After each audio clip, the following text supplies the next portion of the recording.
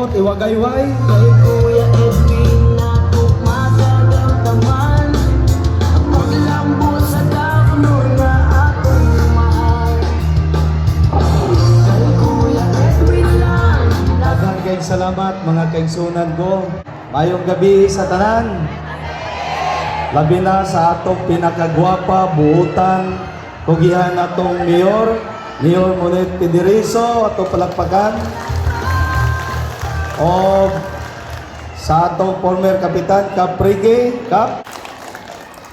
Katawan, kaniya akong pakikistorya sa inyo tungod ni sa akong pasalamat sa inyong tanan nga padayon nga suporta kang Kuya Gob o sa amuang team ni Mayor Monet Pidiriso o ni Vice Mayor Lagumbay. Mga kaigsunan ko, mangutana ko sa inyo hatagan ba ko ninyo sa akong last term diri sa Barangay Suaon? Kana tungod kay sa inyong takong yes, sultihan mo na ko unang programa ni Kuya Gob, ipadayon nato ang zero billing program para sa tanang katawan sa Davao del Norte. Ang zero billing program na anatay 400,000 nato nga kaigsunan ang natabangan nga na-admit sa DRMC, SPMC, Kapalong Hospital, Carmen Hospital, Igacos Hospital nga sa ilang pagawas wa sila'y gibayaran, apel ang tambal, libre tanan. O karon si Mayor na siya'y iyahang hospital, infirmary, hospital nga gitukod sa New Corella. Nagsabot mi ni Mayor Monet nga mutabang ko para sa doktor, nurses, o mutabang ta sa tambal para ang katawan sa New Corella libre tanan, walay bayaran. O sunod nga programa ni Kuya Gob, pabahay ni Kuya Gob, gihimo na nako ni sa atong mga kaigsunang IPs diha sa Barangay Santo Niño. Makita ninyo ang IP Village, gihimo pod nato ni sa Asunsyon, Kapalong ug Talaingod ang mga IP Village nga kaniadto ang mga kaigsunan natong IPs. Luoy kayo ilang panimalay karon, nindot na kayo ang ilang panimalay. Karon mangutana ko, kinsa ba dire ang walay lote o balay? Taas kamot? Oy, daghan. So, himo na to ang programa sa pabahay ni Kuya Gob human sa May 12, July 1, pagsugod sa bagong Sangguniang Panalawigan, mo palintag yuta dire para sa pabahay ni Kuya Gob, handog pabahay ni Kuya Gob para sa ato mga katawan sa Davao del Norte. O dire sa Barangay Suaon, dire ta mismo magpalit og lote para tukuran sa inyong balay. Nagsabot na pod mi ni Mayor Monet para ana. Sunod, mangutana ko sa atong programa, nakauyon ba mo sa serbisyo sa kuryente? Ha? Wala mo nakauyon. Kaya nga naman, mahal o niya, sige brown out. Karon, sultihan mo na ko. Diba, nasuspended ko tungod sa atong pakipaglaban nga matarong ang serbisyo sa kuryente. Nitulo akong luha ato.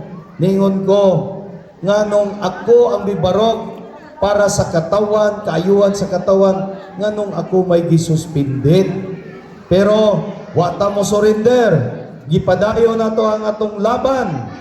O karon, midaog na ta sa Kongreso, midaog ta sa Senado, sa first, second, third, and final hearing. Gi-approve sa Senado ang Senate Bill 28888 expanding of Davao Light and Power Company sa District 1 sa Davao del Norte, including Island Garden, City of Samal, and Davao de Oro. So pasabot, pag mapirmahan ang Senate Bill, musulod ng Davao Light dinhi sa ato ang lungsod sa New Corilla. O tibuok, Distrito 1. Unsay nakalami kung mag-Davao Light na? Mangutana ko, pila ba ang per kilowatt karon sa cooperative? Tagpila? 13 ang per kilowatt. Kung mag-Davao Light na, 8 pesos na lang ang per kilowatt. Unya, kinsa man tong walay mga connection pa, katong wala pa yung mga kuryente sa ilang panimalay. Oy, naay daghan. Sultihan mo na ko, pag mag-Davao Light na, libre na ang koneksyon sa inyong panimalay. Wa na'y bayaran, di ba? Unya, wala na'y daghang charges, wala na'y mga taas, wala na'y taas nga bill. 1/4 na lang kay wala na tong daghan pang mga additional charges. Sunod nga tong himuon, tiwason nato pagpakongkrito sa mga kalsada paingon sa Suwaon. Unsa pa? Scholarship program ni Kuya Gob. Karon gi-declare nako sa probinsya nga ang scholarship program nato gikan 75 ang grado sa bata makaabil na sa atong full scholarship program. Daghan ang nangutana sa Kuya Gob. Nganong gi-apil naman imong 75 ang grado nga sa una dapat 85 pa na pataas. Ako silang gitubag. Daghan ang mga kabatan-unan nga gusto mo eskwela apan tungod sa kalisdanan sa ilahang ginikanan ang mga bata mapugos pagtabang sa trabaho sa ilang ginikanan. Ang uban mutabang pagpaninda para lang nga makatabang sa iyang ginikanan. Ang uban mao'y mubantay sa ilang mga igsoon. So busa tagaan na tong higayon ang tanan. Kinahanglan pantay nga serbisyo kay kanigikan man sa gobyerno. So ang unsa may qualification sa usa ka bata dapat interesado siya mo eskwela, mo graduate sa college. Kay kung makahumana pag-eskwela sa maong bata, makatabang na siya sa kalisod sa iyang ginikanan. Tama ba? Tama kaayo. Karon, unsa pa? Ipadayon nato ang pag-maintain sa peace and order situation nato. Kung inyong mahindumduman nga kaniadto sa mga milabayng tuig, nagkagyera ang sundalo, pulis versus sa armado natong mga kaigsunan sa bukid, sa mga NPA. Pero tungod sa atong maayong programa, nagitagaan nato ang atong programa sa gobyerno, naabot na sa kabukiran. Ang kalsada, miabot na ta sa boundary sa Davao de Oro, boundary sa Bukidnon, boundary sa Agusan, boundary sa Davao City, o ang mga eskwelahan nakaabot na po sa mga lagyong, mga barangay ug sityo, mao na hinungdan nganong ni-surrender ang 5,000 ka mga kaning guerrillang NPA o karon nakig-uban na kanato kuyog sa kasundaluhan o kapulisan nang inabuhi na og malinaon. Ato nang palakpakan ang tanan. Unsa pay gusto nga ipadayon ni Kuya Gob ang atong kaagapay program. Ang atong kaagapay program kinsay beneficiary dire? Nindot kayo ang kaagapay program. Kay ngano man makapahiram ta sa inyo o puhunan. Kung maingon mo mag-clear mo ang province ang mo pahiram sa kapital, walay interest, wala na'y daghan pang requirements. Kung magtanong mo gumay, province ang mo kapital sa mag-uuma. Gwapo kayong programa, di ba?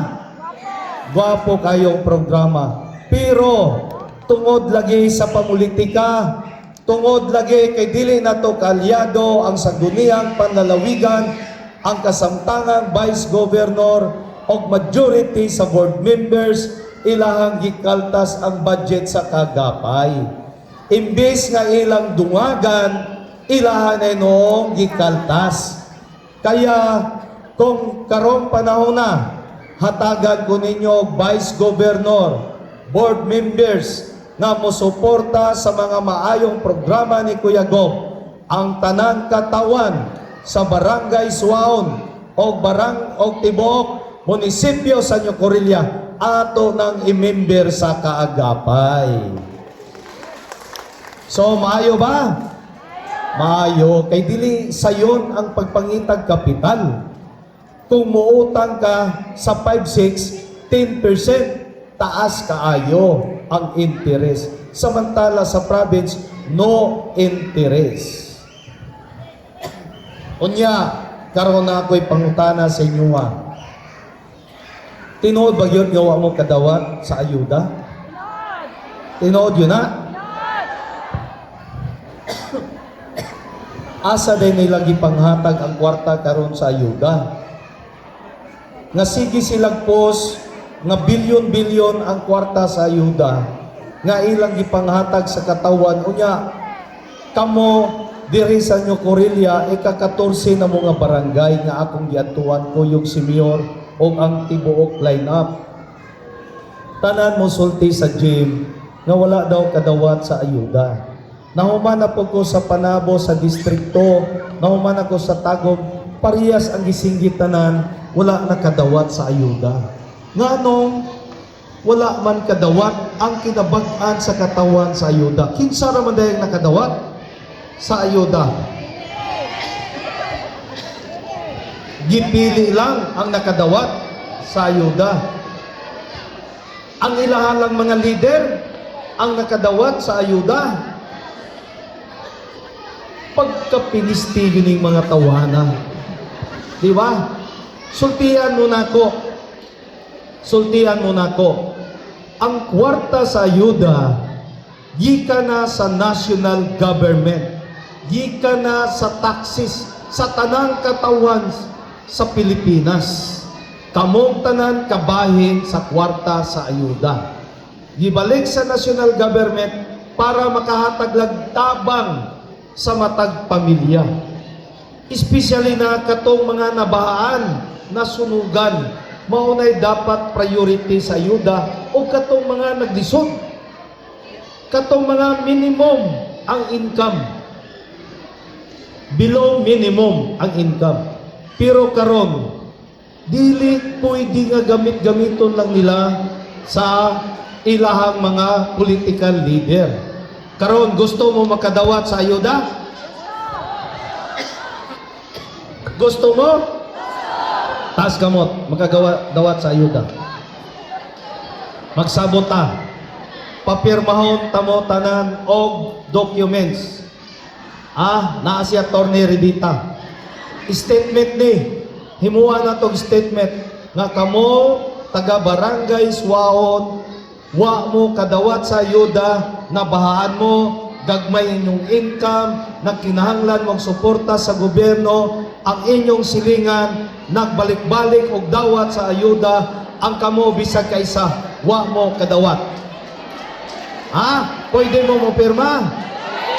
Sige, kung mo pirma mo, ipahimo nako ni Attorney Rivita, kay dalahon nako ni sa DSWD, National Office, para i-question kinsa man diay ang beneficiary sa ayuda nganong ang katawan sa Corilla wa man kadawat sa ayuda, pati ang tibuok katawan sa Davao del Norte daghan kayong wala nakadawat sa ayuda. So mao natong himon. Musugot mo. Sugot! Palakpak ang tanan kung musugot mo. Attorney na nakay assignment. Ato dayon ang aksyonan. Ha?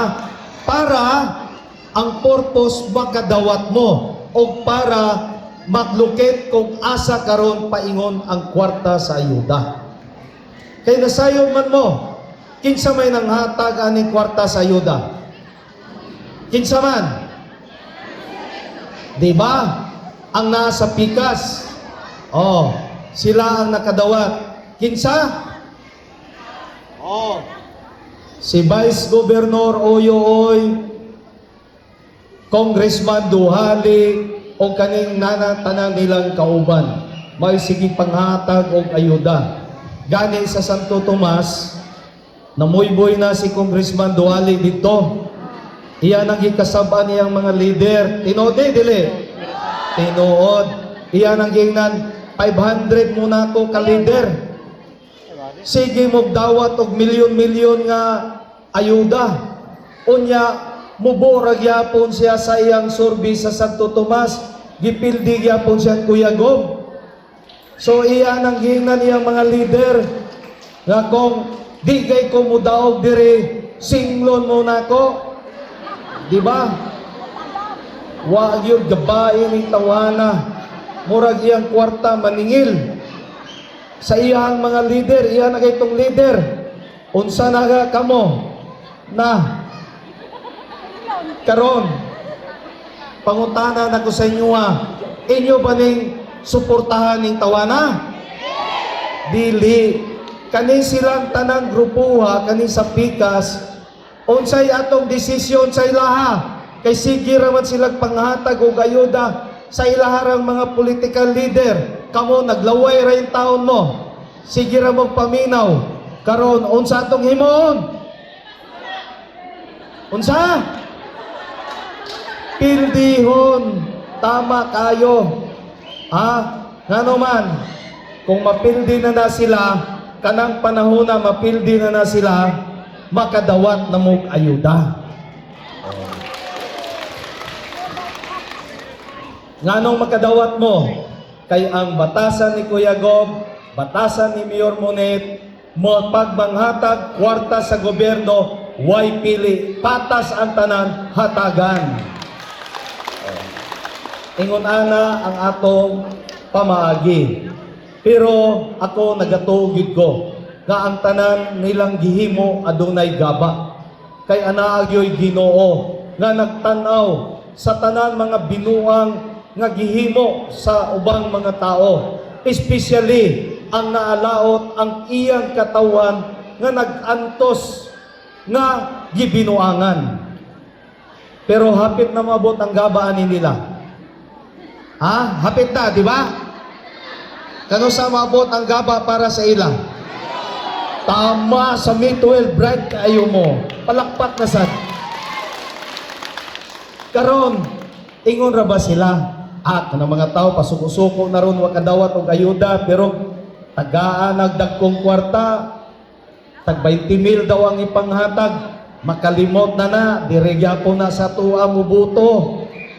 Karon, mangutana ko sa inyo og tinud-on yun nilag hatag og tag 20,000 sa inyo kada isa. Mudawat mo, dili?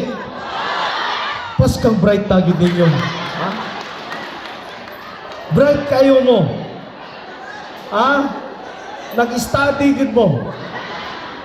Karon, mudawat man mo. Nako. Nagway sa mudawat, be. Ikaduhang pangutana. Inyo silang iboto, dili. Genius kayo mo. Dili lang yun bright. Sobra ka bright. Nga naman, dawata ng ilang kwarta. Kwarta man na sa katawan, di man na ila. Kanang ayuda, di man na ila. Dawata na tanan. Pero, ayaw sila suportahe. Ang inyong suportahan, katong kandidato, katong leader, nga aduna na iagi, nga nagtrabaho na para sa inyong kaayuhan. Correct. Amen? Kay kung masipyat ang katawan, tulo ka tuig ang inyo na pong antuson. Tama? Okay. So, di na nato dugayon. Ako, katong tanan akong commitment sa inyo, dito promise, commitment. Dili to ingon nga binuang, kundi tininuod ang ako. Kay balungan mo sa kwa, kung unsa man ang akong commitment, ako ginantumanon para sa inyo. So, di po na ko na mahimo kung dili na ko kaalyado ang Vice Governor. Sama sa atong na-experience karon nga ang nahimong babag sa atong mga gusto nga proyektong programa alang sa inyong kayuhan, ang sangguniang panlalawigan. Bosa, hangyo ko sa inyo pwede ba hatagan ko ninyo Vice Governor nga mo tabang sa Kangkoyagob, inyong maduulan, inyong mahikap, mo tabang sa inyo mo tabang alang sa kayuan sa katawan, si Clarice Langklang Hubahi. Pwede ba? Daghan kayong salamat. So para makauli na ta, diretso na to ang atong mga board members. Kinahanglan sad na tong board members. Kay ang executive, ang governor, mao ni ang executive. Tanan nga budget, kinahanglan og approval sa legislative. So kinahanglan nato ang board members. So naa sa atong atubangan, board member Attorney Ana Alvarez. Mao na gingon ni Attorney Ana, nahimo siyang vice candidate tungod kay gisalikway man siya sa iyang amahan.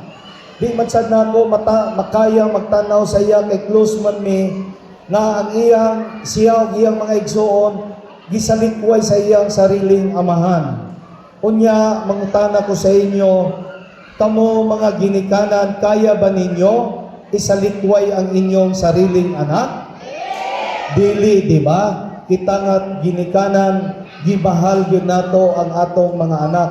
Kaya ako, isip ginikanan, nibati ko sa sitwasyon ni Atty. Ana. Maong ako siyang gikuha nga mahimo na tong vice candidate pagka board member sa atong line-up. Unya, ang uban natong board member, Popo Estabilio. Board member, Lo Suway Bagyo. Board member, John Sator. Board member, Nono Eliot. Board member, Rod Laguna. Nahog na ni silang unom. Pero ang akong ihangyo sa inyo 5 lang pohon ang inyong pilion. Diba? 5 lang. Kinsa tong naayod sa inyong kasing-kasing, mga maayo man ni silang tanan, 5 lang ang atong pilion. Okay? So, sa congressman, mangutana ko sa inyo kinsay insect dire? Walay insect na Wala.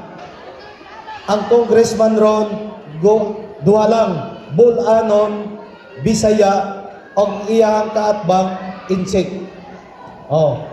Kaning insect, mao ning sige panghatag og ayuda nga agi-agian ramo. Nga labyan-labyan ramo. So, alangan man, pangutanon na ko yung tubag sa congressman, asa man mo?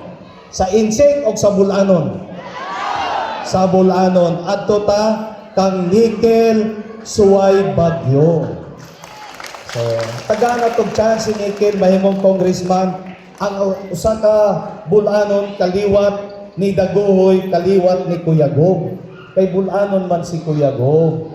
Karon anita sa mayor. Wa na may laing mayor. Buutan, mayor sa Ñucurilya nga pinakabuutan, dali maduulan, kugihan, mutabang dayon, ug gwapa pagyud kaayo, way lain kinsa man. Mayor Monet Piderizo. Wanay lain palakpakan na to si Mayor. Kabalo mo ang Ñucurilya kaniadto 4th class municipality. Pero sa 2 terms lang ni Mayor Monet, ang Ñucurilya nahimong 1st class municipality. Ug di lang kana tungod sa iyang maayong mga pagserbisyo kaninyo, ang Ñucurilya nahimong awarded sa Cell of Governance. Nahimong most competitive LGU ang Ñucurilya.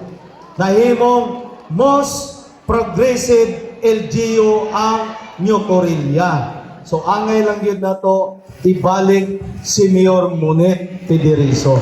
O kanang-tanang nga accomplishment ni Mayor tungod sa pagtabang ni Vice Mayor John Lagumbay. So dapat isabay na nato ang ilahang last term. Tama ba? Tama. Amen? So tagaan na to siya og sila og 8 ka mga konsehal. Konsehal sa Roy Sayon. Sayon kayo. Duolon, sayon pangitaon. Konsehal Attorney Revita, ang imong assignment attorney. Himuan na dayon tibuok nyo Corilya. Para makadawat ni tanan og ayuda kay ato ning isumbong. Isumbong nato ni sa national government nga anong gipili lang ang gitagaan. Sunod, konsehal dili gwapo pero uso. Konsehal Didi Comidoy. Murag si Boy Logro. Diba? Konsehal Ilik Gablines. Konsehal ang anak siyempre liwat sa inahan. Konsehal Juan Ideriso.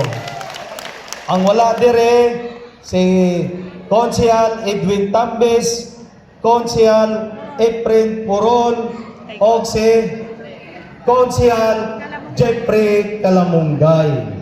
So, pwede, straight tapon. So, di na ako dugayon kay siplat mo sa ko, siplat mo sa likod. So, daghang kay salamat mga kaigsunan ko, sayod ko nga sa inyong paggahid sa inyong oras karon. Dako kayo kung kalipay kay bisag gabi na pero lively kayo ang atong panagtigom. So, daghang kay salamat. One Dabnor, one people, we are one. God bless us all. Yeah, thank you so much. Thank you so much. That was our Kuya ng Masa, Kuya Go, Edwin Bubahi.